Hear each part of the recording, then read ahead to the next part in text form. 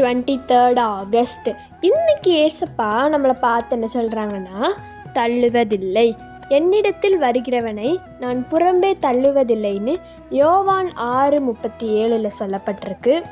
நம்ம ஏசப்பாவை தேடி போனோம் அப்படின்னா, ஏசப்பா நம்ம வேண்டாம் அப்படின்னு நம்மளை சொல்லி தள்ளி விடவே மாட்டாங்க.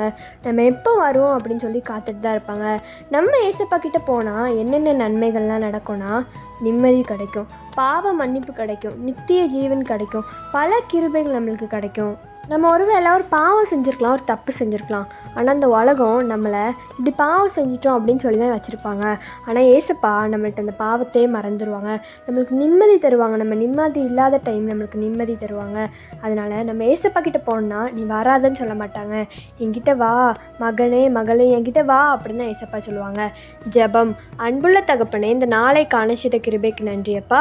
அப்பா, நீங்கள் உங்ககிட்ட வரவங்கள நீங்கள் தள்ளுவதே இல்லை ஏசப்பா. நீ வராத அப்படின்னு சொல்லி நீங்கள் தள்ள மாட்டீங்க. நாங்கள் உங்கள் கூட டைம் ஸ்பெண்ட் பண்ண, நாங்கள் உங்கள் கூட உங்கள் கூட இருக்கிறதுக்கு தடையாக இருக்கிற எல்லா விஷயத்தையும் நீங்கள் மாற்றுங்க ஏசப்பா.